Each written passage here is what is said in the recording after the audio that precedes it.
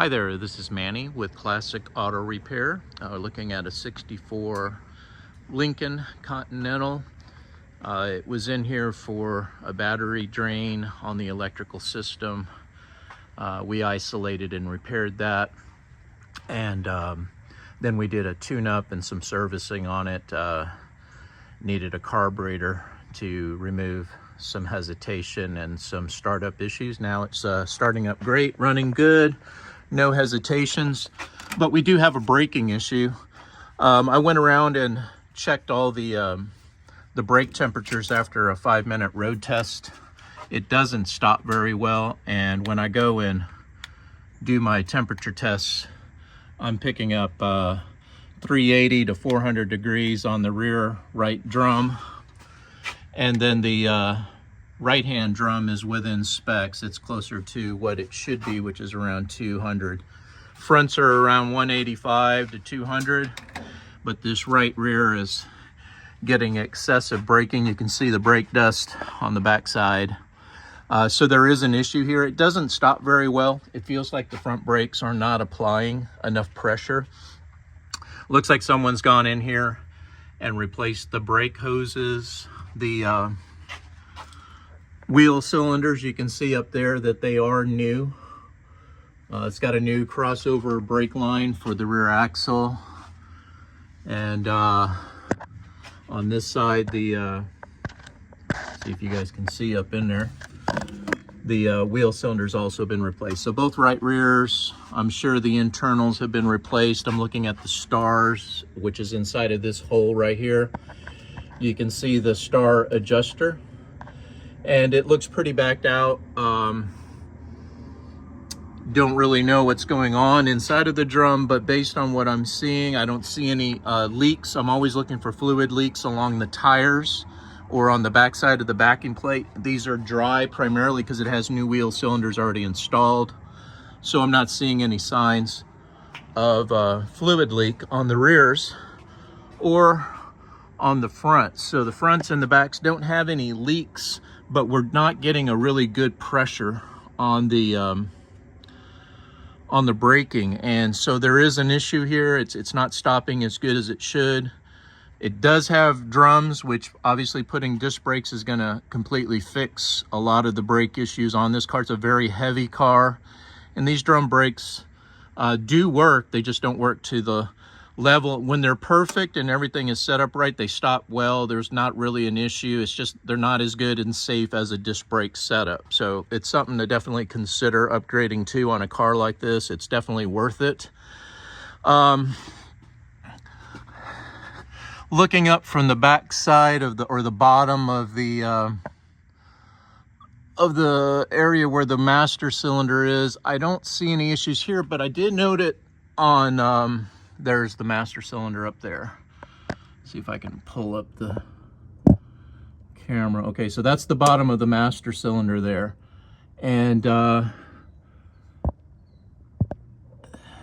don't see any signs of leaking from the bottom of the master cylinder, which is always a good place to look. Also along the firewall to see if there's any fluid dripping. I don't see anything. So it kind of all goes back down to something is causing a restriction or an over pressurization on this right wheel cylinder. Now that could be they have the wrong wheel cylinders on there. If the bore of the diameter of the piston is not within the specs of the manufacturer, they sell a lot of wheel cylinders and a lot of people put the wrong ones on. So if you have a wrong pressure piston on this, you'll get a application that's not consistent across the entire axle.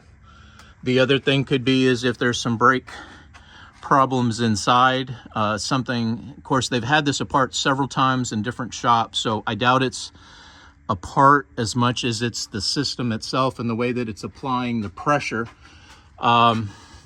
Normally when the brake system applies the rear pressure back here, it equally distributes on the axle. If it doesn't, which in this case we're getting an over pressure on this driver's side rear, That kind of makes me think that maybe the passenger side has a problem where it's not applying enough pressure to equalize, and then you could adjust the entire pressure for the axle to lessen the amount of pressure on the rear brakes and apply more to the fronts.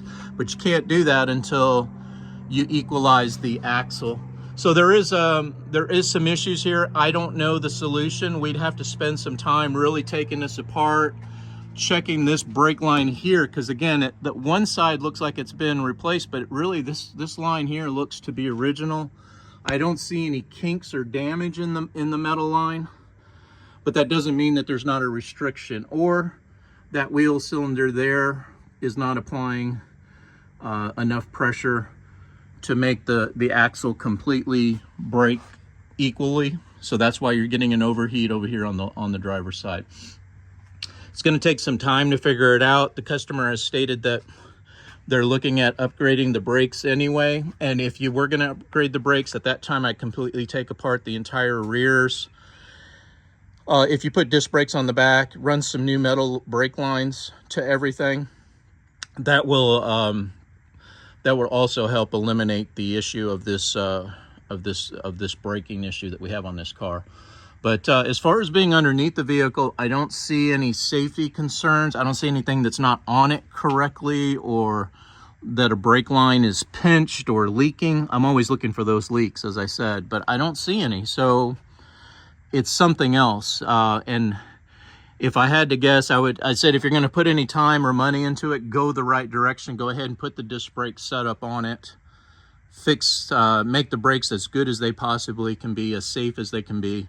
And the stopping will be dramatically different than what we're experiencing now. I think it's about 30% of the braking power is what we're experiencing now. And of course, the brake booster could be at 50% or less as far as the vacuum assist for the pedal.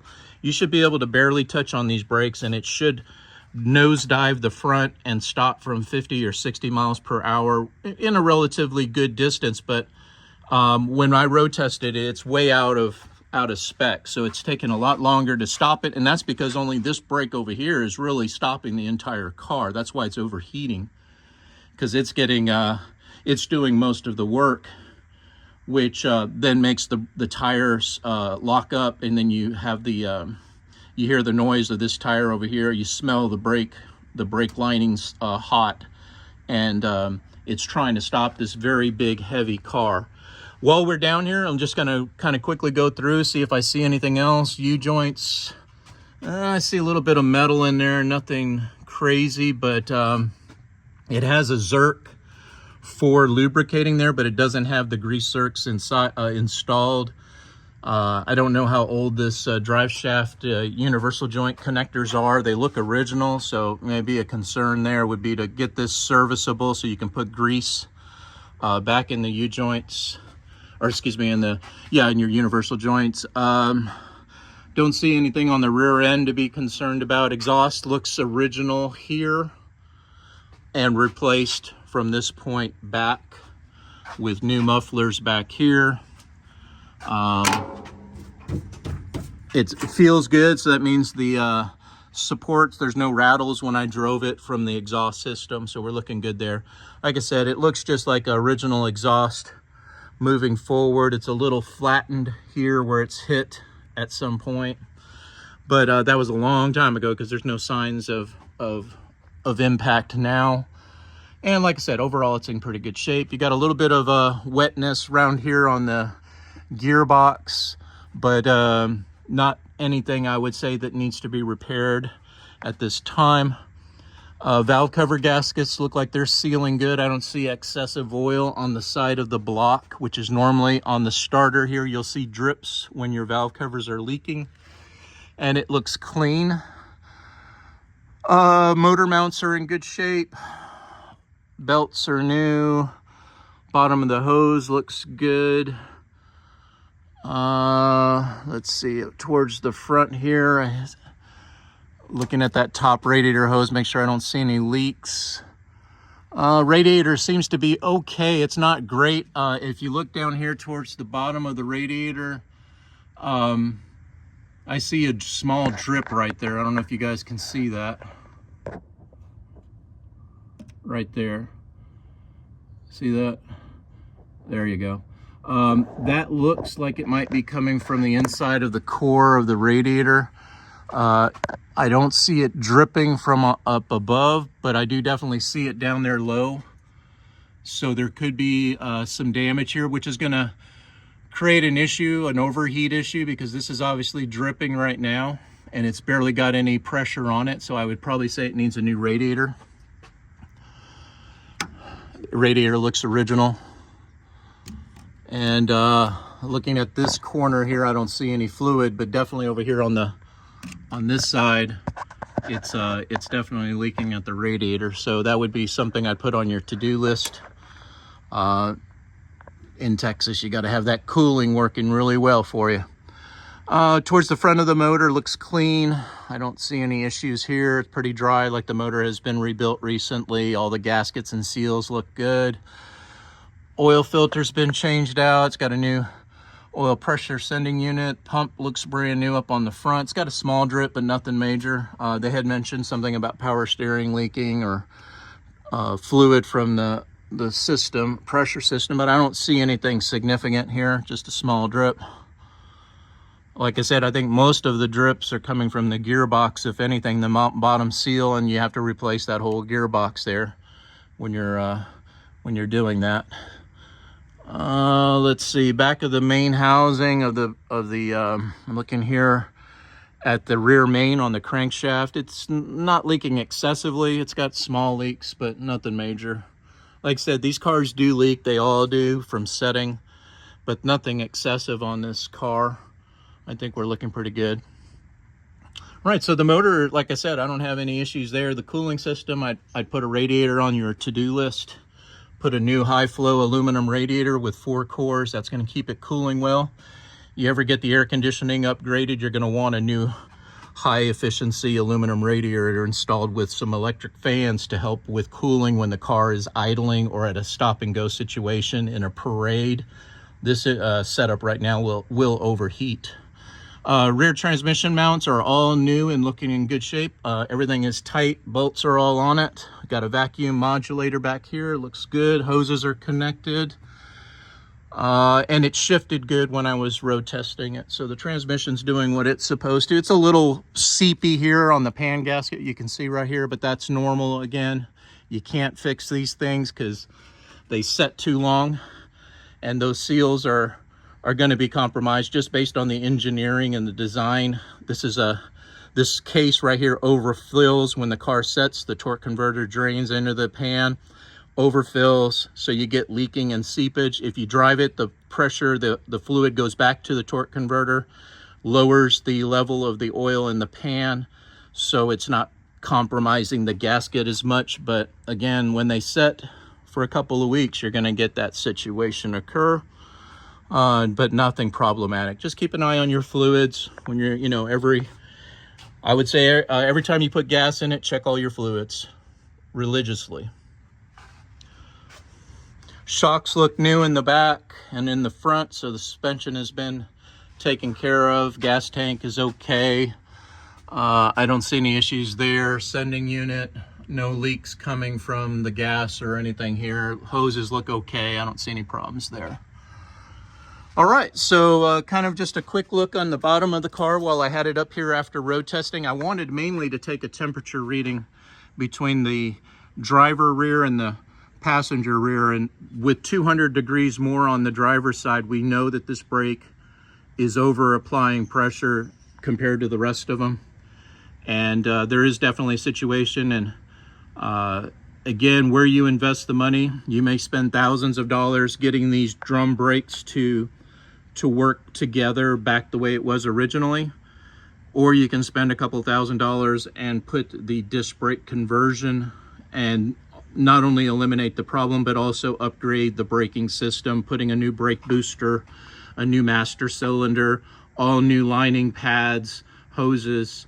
That's going to be the best fix for this car, especially if you got it as a family cruiser. You want to make sure those brakes are working and they're the latest greatest technology.